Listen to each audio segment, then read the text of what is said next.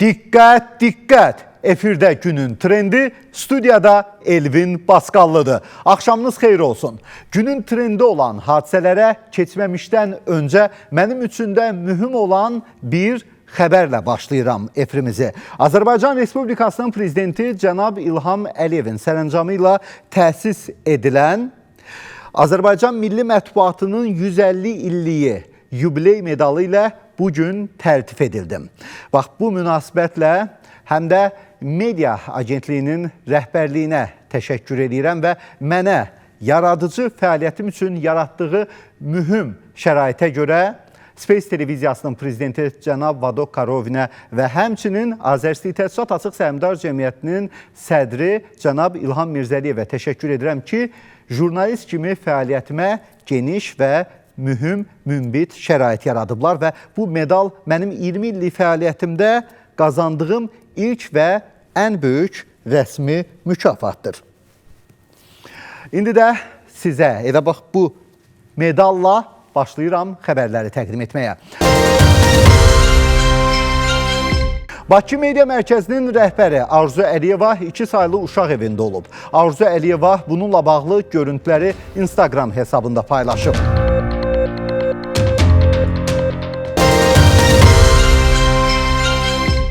Bugün Azərbaycanın milli qəhrəmanı Faiq Ağayevin şəhid olmasından 34 il ötür. O 1991-ci il 6 iyunda Ağdam rayonunun Papravənd kəndində anadan olub. Uçurulmuş evlərdən birini özünə istehkam seçən Faiq dəqiq atəşlərlə azğınlaşmış erməni quldurlarını məhv edirdi. Faiq düşmənin atəşini özünə cəlb etməklə onlarla qadını, uşağı xilas etmişdi. O son ana qədər mövqeyini tərk etmədi və son nəfəsinə qədər vuruşdu. Vətənimizin igid oğlu başqalarının həyatını xilas edərək öz həyatını qurban vermişdi. Allah rəhmət eləsin.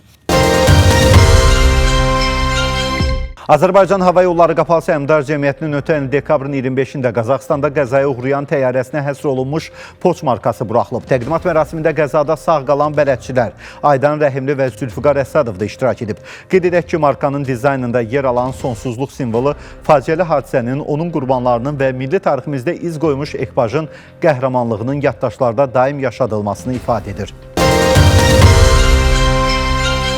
Hərəkətdə olan yük avtomobilindən yolun ortasına düşən yük təhlükəli vəziyyət yaradıb. Nəqliyyatın İntellektual İdarəetmə Mərkəzi yük avtomobillərinin sürücülərinə müraciət edərək yük daşıyarkən mövcud qaydalara əməl etmələrini xatırladıb. Paytaxtın mərkəzi yolunda qeydə alınan bu hadisə qaydalara əməl etməməyin nə qədər təhlükəli nəticələrə səbəb olacağının sadəcə bir nümunəsidir.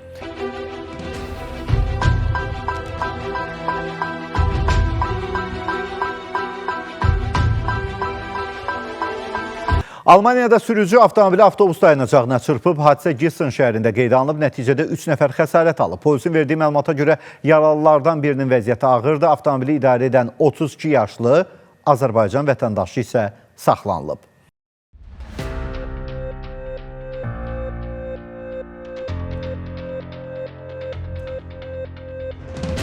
Dekabrın 20-si Qazax rayonunun Dəmirçilər kəndində avtomobili qəzasında həlak olan 24 yaşlı Nicat Aliyev hərbi polis imiş. Qeyd edək ki, minik avtomobilinin daş hasara çırpılması nəticəsində 29 yaşlı Mustafa Vələdov da müxtəlif dərəcəli bədən xəsarətləri alıb. Ankarada Musiqi və Gözəl Sənətlər Universitetinin daxili küçəsinə Dahi Üzeyir Hacıbəylinin adı verilib. Bugün açılış məqsədi ilə universitetdə Azərbaycan Mədəniyyət Mərkəzinin Üzeyir Hacıbəyli yaradıcılığına dair hazırladığı konsert proqramı təqdim olunub. Qeyd edək ki, Dahi Azərbaycan bəstəkarı, Türk dünyası musiqisinin zirvəsi Üzeyir Hacıbəylinin 140 illik yubileyi Azərbaycanla yanaşı bütün dünyada geniş qeyd olunur. Qarabağın futbolçusu Toral Bayramov qış fasiləsindən istifadə edərək istirahətə yollanıb. Dubaya yollanan müdafiəçi orada paraşütlə də tullanıb. Futbolçu həmin görüntülərini Instagram hesabında paylaşıb.